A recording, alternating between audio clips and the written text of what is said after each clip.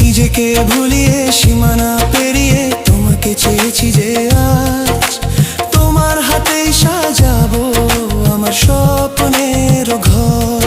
আমি তোমার প্রেমে পড়ে দুনিয়া ভুলে গেছি।